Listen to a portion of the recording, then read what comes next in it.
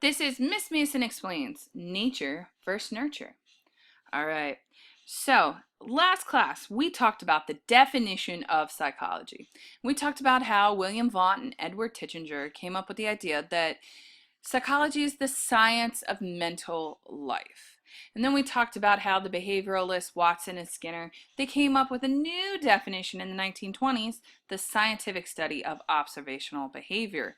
And then in the 1960s, we have our cognitive psychologists who come up with, nah, it also has to do with neuroscience. So it's the internal mental processes. So we put these all together and we have the modern definition of psychology, which is the science of behavior and mental processes. All right. So psychology is the process or the science of behavioral and mental processes. Okay. So we have seen psychology grow so much over the last 2 centuries. And a lot of these psychological pioneers have come from not just psychology, but from other fields, such as William Vaught and Ivan Pavlov. They came from physiology. William James, he came from philosophy. Sigmund Freud, he was actually a doctor, medicine, and biology. Jean Piaget. All right. And all of these men, all right, and I'm sorry, ladies, but unfortunately, a lot of these pioneers are men.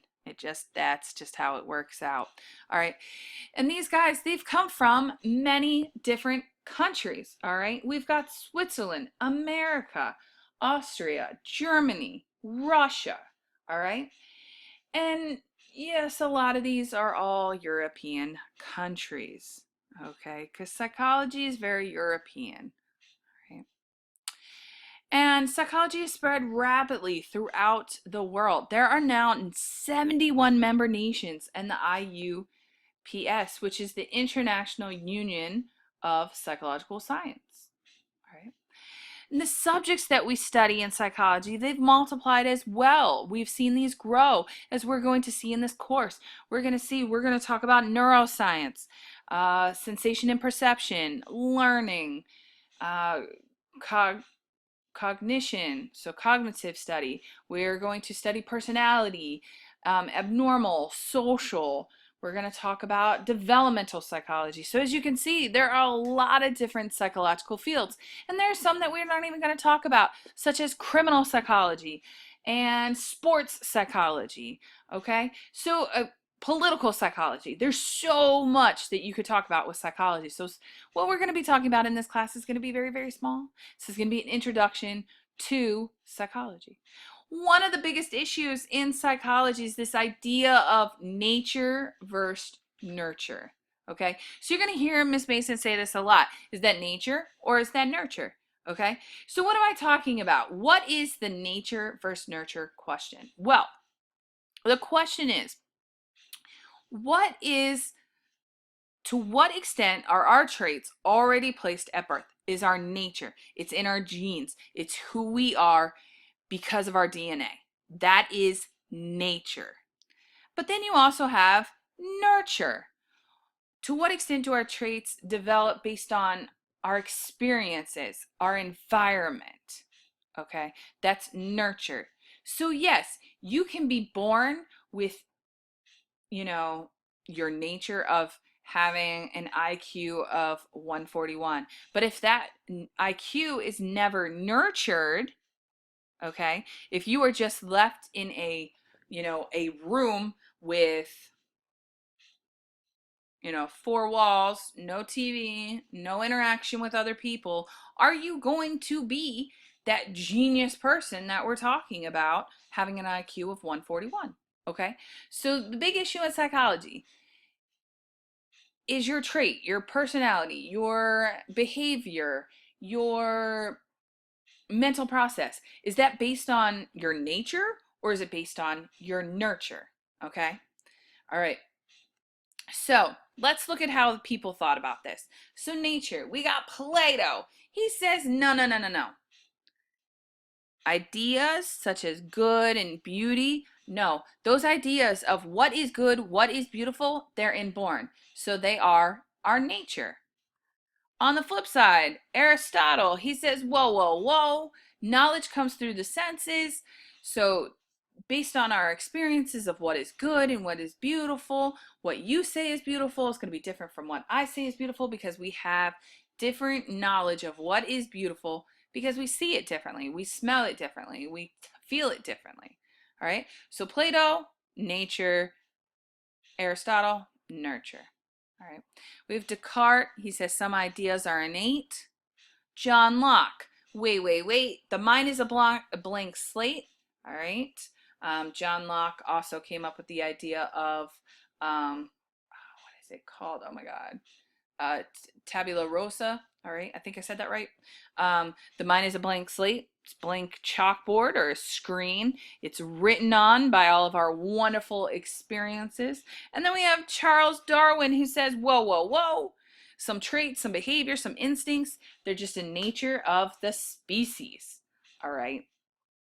So, as you can see, we have different philosophers, different psychologists who are going to be saying, is it nature or is it nurture? And again, we're all going to have our own opinion. Okay? So putting the two together, nature plus nurture, because a lot of these things that we're going to see are both nature and nurture, and they interplay. Okay? Especially in humans, not so much in like dogs or monkeys or rabbits or rats. But we see the interplay of nature versus nurture to be a lot more complex in our human nature. Okay? Because nature, we share a common origin that gives us an inborn human nature. Okay? But the differences are that we all experience our environment differently. We all have different experiences. Okay? All right? So you put it all together and we have nature and nurture. All right. Now, when we look at psychology, we're going to look at it at 3 levels of analysis. We're going to look at the biopsychosocial. All right. So this is biology plus environment. This is nature plus nurture. Think of it that way. All right. So we're going to look at it. We're going to look at it at the deep level, your biology. What are your genes? How is your brain made up? How are your neurotransmitters firing? What are your reflexes? What senses are being used? All right. So biology, your genes. We're also going to look at it in your environmental, your social level. And those are your social influences, your culture, your education, your relationships. We're going to look at that. Okay. And then we put it all together and we put with the middle, your psychological aspects. All right. Your thoughts, your emotions, your moods, your behaviors, your traits, your motivations, your knowledge, your perceptions. Okay. So you put that all together, and that's how we're going to analyze some psychological phenomenon. Okay. So, for example, we've got shyness. Now, shyness. Okay, shyness. We can look at your biological influences. We could say, hey, my parents are very, very shy. So I have a genetic predisposition of being shy. Maybe your brain is just not wired to be a extrovert. Instead, you're kind of an introvert. You're shy.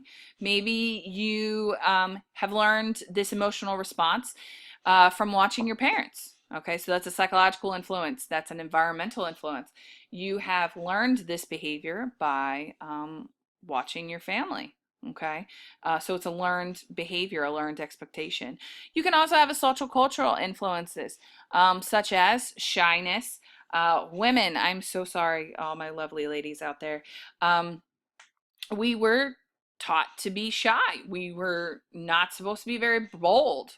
All right, back in the 1800s, we were supposed to be. So that could be a social cultural influence. It could be societal as well, cultural. If you look at the Muslim religion, women are very much submissive. That's why they have to wear the burqas, I think that's what they're called, the veils, all right, because they're supposed to be very shy. They're not supposed to show things, all right. Another example is depression. Oh my goodness, one of my favorites to talk about. You could have a hormonal influence. You could have a neurotransmission imbalance. Okay, you could have a genetic predisposition of being depressed. You know, if your family, you have parents who are depressed, whatever. It could be in an emotional response because you have PTSD. It could be that you were sorry, but you were bullied, or you were raped, or you were abused. All right, so that's a psychological influence. It could be a social cultural influence. It could be that, you know, it's how society has pushed you to look depressed. I don't know. All right, so social cultural influences could be your culture. You never know. So again, these are the 3 levels that we are going to be looking at when we look at psychological phenomenon. Okay? All right. So we're looking at biopsychosocial, biology, psychology, and social uh, levels. So we're going to see how those 3 interact to cause some sort of psychological phenomenon. All right. Thank you so much for viewing. This is Miss Mason Explains Nature versus Nurture.